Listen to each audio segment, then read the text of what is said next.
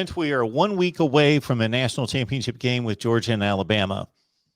We know from history that very few times does the game that we previously saw going to play itself out in identical form the second time two teams get together. We ironically saw that actually with Utah and Oregon this season in a regular season game. Then just a couple of weeks later in the Pac-12 championship game, it was almost a template of the same game. But rarely does that happen. So now we've got Georgia and Alabama. Just your preliminary thoughts on how this could go and what are the keys and kind of the psychological portion of this going into it.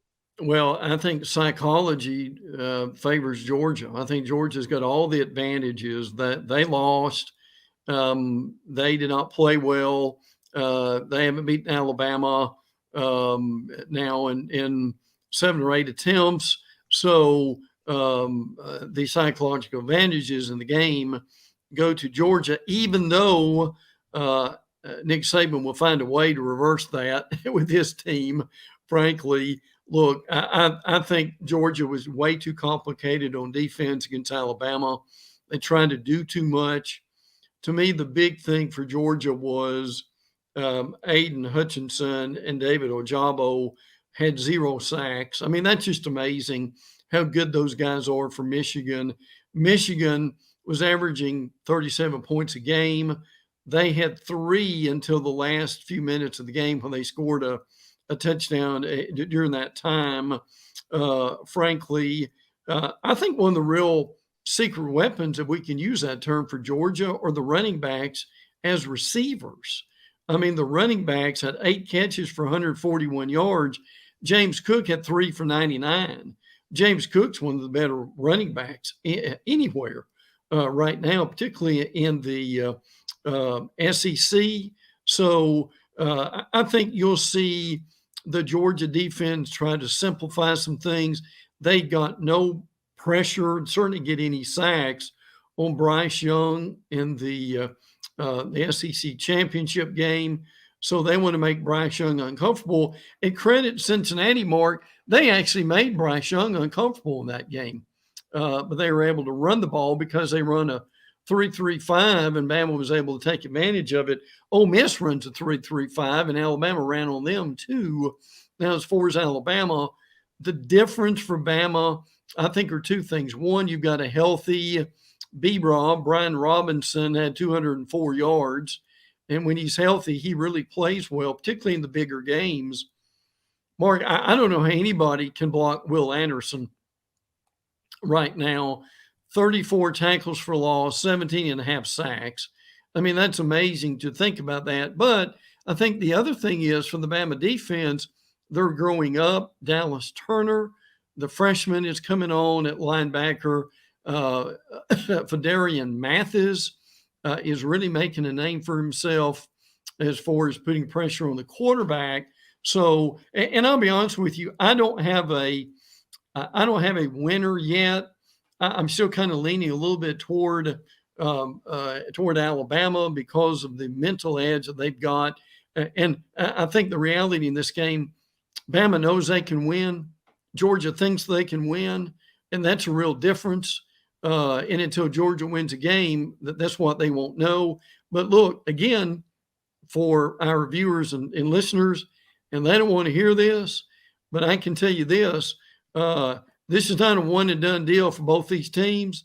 They very, very likely will be in the same situation next year. And if that happens, Brent, and even as we stand right now, do you think this situation, if you take yourself out of the SEC footprint, is good for college football? Well, probably not. And that's the reason I want to see the playoff expanded to 12 teams, because if we do that, we're at least going to have a representative from the Pac-12 and certainly from the ACC that we're not having at this point in Big 12 too, and who knows where else that might be.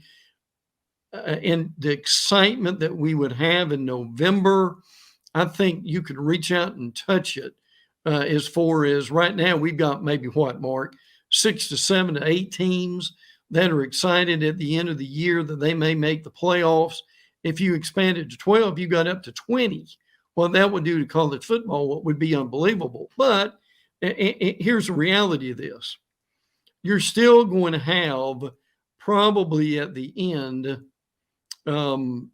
Georgia, Ohio State, Alabama, and Clemson that's involved with this, Oklahoma too, probably one way or another. But if you spread the wealth by expanding the playoffs, you at least get these other teams in the mix, and they're playing in March. Goodness gracious. I mean, who knows what might happen, particularly at the beginning of the playoffs, like the field of in the NCAA basketball tournament. Your upsets may usually happen in the first round or second round, and that may very well make the difference. So, are we going to have the same teams a lot? Is that good for college football? I mean, I think that's a good debate. I think with Lincoln Riley going to USC, I think in a few years they will be back in the mix. I think Florida will be back in the mix in a few years. But for right now, and by the way, how ironic this is, it was 15 years ago this week that Nick Saban accepted the Alabama job. So, and we can see how one guy, if you get the right guy, can change the landscape of college football as Saban has done. Yeah, you mentioned the Lincoln Riley hire. That may prove to be a decisive college football hire from a national standpoint, because outside of Oregon beating Ohio State and keeping themselves in the playoff discussion, college football has been basically shut off from a national standpoint west of Oklahoma. Yes. Yeah. And look, that's disappointing. There's talent out in the West, and people, I think, understand that. I'll tell you, and I tell you, a team that's really exciting. They didn't win the Rose Bowl, but this Utah team, in the job that they've done, to me, is amazing. And by the way, Mark, and I know you've mentioned this, Florida opens next year at home with Utah, and I've told Gator people around here, you better have a really good off season in the weight room, because if you don't, you're going to get pushed around by that team. Utah, to me, is an SEC team in the Pac-12. Yeah, it's Kyle Whittingham, nowhere close to the Nick Saban status, but in terms of consistency and putting a product out there for right about the same amount of time as Nick Saban. He had taken over, of course, a few years earlier from Urban Meyer, and took down Saban and company in the Sugar Bowl after that 2008 season. Yeah, it's a process and in a factory out there, just to a different level. But the Utah situation is impressive and consistent.